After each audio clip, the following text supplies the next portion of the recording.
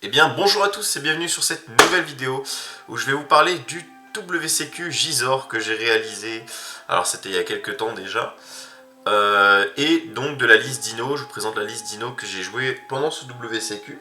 Alors faut savoir que c'était un très bon événement, c'était un gros WCQ pour le territoire, on va dire pour la ville, parce que c'était une petite ville, donc c'était un gros événement, on était plus de 300 je crois, 330, quelque chose comme ça. Voilà.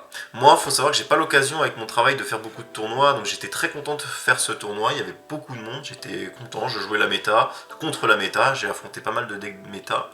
Et je voulais surtout jouer un deck que j'aimais, je voulais pas y aller pour me forcer à jouer un deck que je voulais pas, donc j'avais envie de jouer dinosaure. Et je vais vous présenter la liste. Mais avant, je vais vous dire les match-ups que j'ai eu. Donc, j'ai fait 6 victoires, 3 défaites pour info.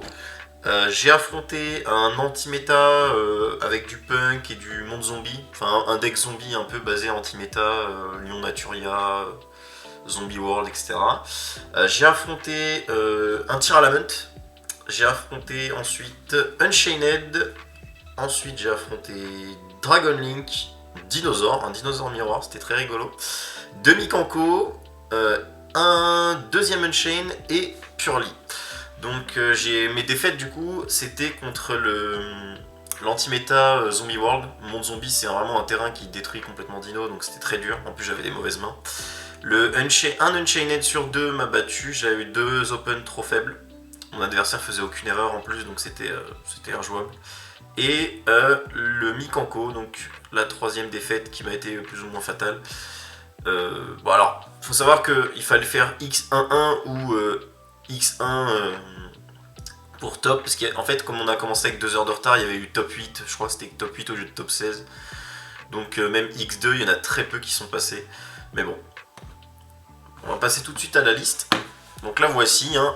Alors elle change pas trop de celle que j'avais fait sur la chaîne YouTube, c'est à dire que voilà, c'était la même chose. Hop, je vais mettre ça là. Et il y avait 11 free spots. Donc j'avais mis, je crois que j'avais mis ça. J'avais mis 3 H, 3 Imperm, 3 Dark Ruler No More à l'époque. Et j'avais mis Instant Fusion et Call By. C'était vraiment des spots génériques que évidemment j'ai adapté à ce format. Donc H Imperm, les cartes les plus génériques du jeu. J'ai mis 2 PTT et une TTT.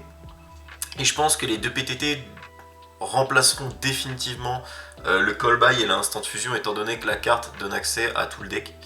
Quasiment. Voilà, donc on est un deck going second, on est dino, donc l'adversaire va contrôler des monstres en théorie, donc on va pouvoir tuto une magie normale.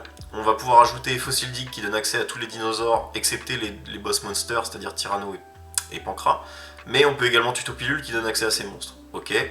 On peut avoir accès au terrain, puisque je jouais non pas 3 terrains, mais une terraformation et 2 fois Lost World, justement pour pouvoir tuto terraformation si j'avais besoin du terrain. Et on a accès également à la nouvelle magie Xeno qui fait partie, qui est une carte combo du deck. Donc il peut relancer le deck si on s'est pris une hache, etc., etc. Donc PTT vraiment incroyable là-dessus. J'avais joué une TTT au cas où j'avais besoin de piocher ou prendre des contrôles de monstres, regarder la main. Mais clairement la carte elle m'a servi à rien.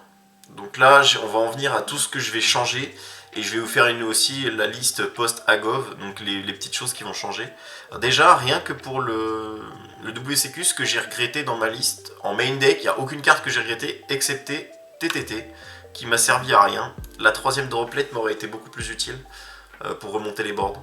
Donc j'aurais dû jouer ça main deck. Voilà, clairement j'aurais vraiment dû jouer ça main deck. Et même post-Agov, je ne changerai pas le main deck, puisque comme je vous ai dit, PTT est vraiment incroyable dans Dino. Je pense qu'elle est meilleure que Colburn Instant Fusion, meilleure que n'importe quelle carte de PTT, même quand la carte sera moins forte dans le format. PTT et TTT, je parle, hein, les deux cartes.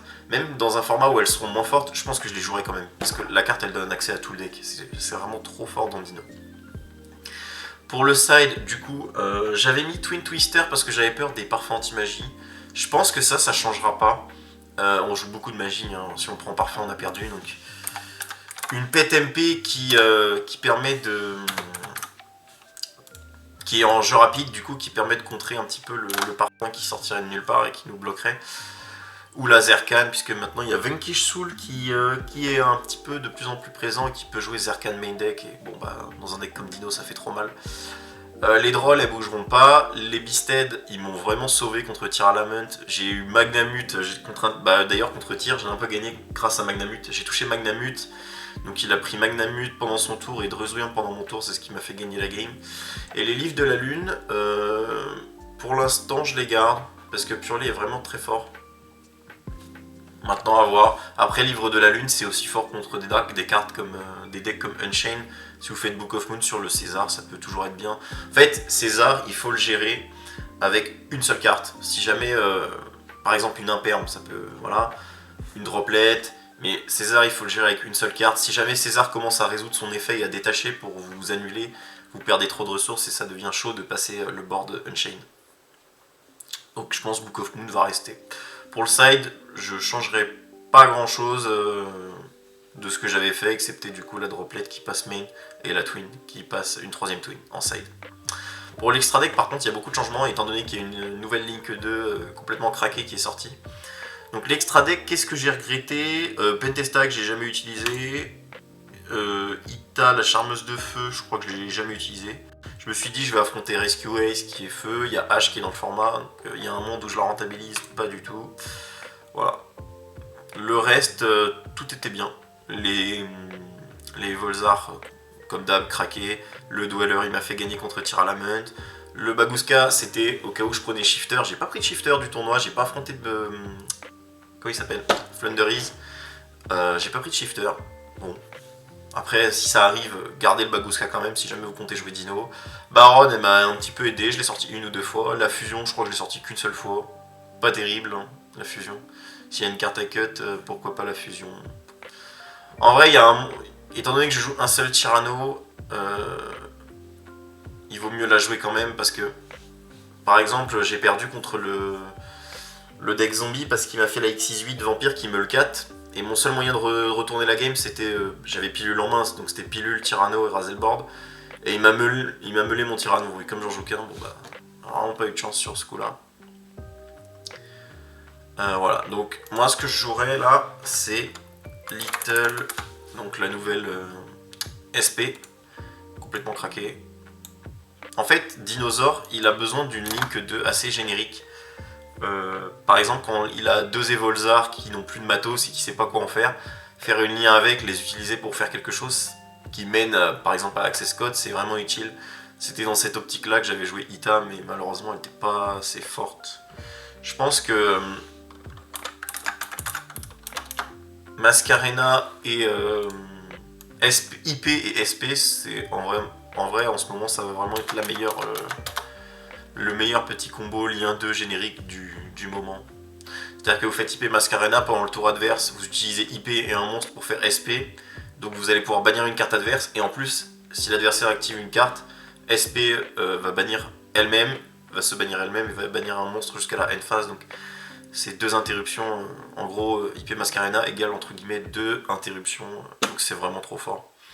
En Going Second, je sais pas si c'est vraiment très insane de faire IP Mascarena et SP, mais si jamais vous n'avez pas réussi votre OTK, vous pouvez poser une IP Mascarena, poser des Volzar.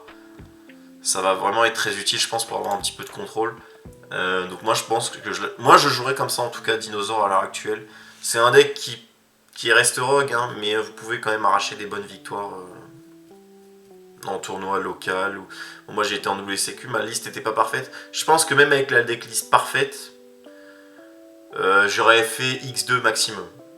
Voilà, il y avait vraiment un Unchained où avec les mains que j'avais, c'était impossible. Je pense que même une droplet en plus m'aurait pas sauvé. Niveau de l'extra, ça m'aurait pas sauvé. Et l'anti-méta, c'était impossible également avec les mains que j'avais. Je crois que je me souviens d'une main. Givrosaur, Tyranno, double H et une pilule, je crois. Donc la main injouable, quoi.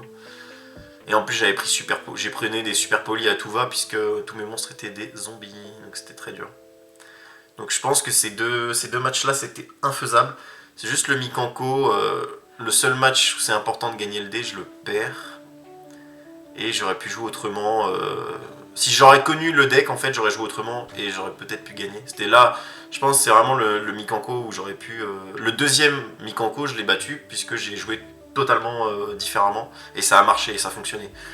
Donc j'ai été surpris par ce deck que je connaissais à peine, ou très peu, ou genre de nom, mais voilà. Je pense que vraiment la decklist parfaite m'aurait peut-être permis de gagner une victoire en plus, mais j'aurais fini en X2, ce qui est déjà très bien pour un rogue. C'est-à-dire que si il y avait eu un top 32, j'aurais été dedans, quoi.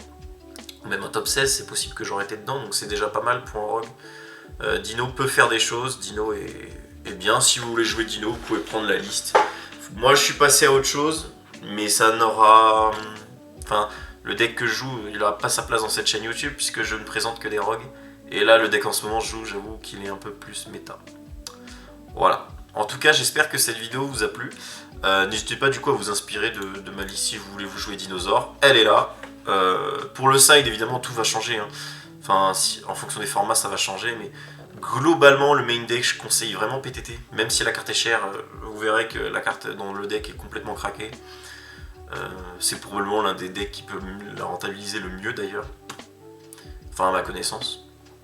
Mais voilà, vous pouvez vous inspirer de la liste. Et puis... bon courage à ceux qui comptent jouer Dino. Moi, je fais une pause dinosaure, j'avoue, parce que bon, j'ai envie de jouer des decks un peu plus forts. Mais le deck est tout à fait jouable en tournoi.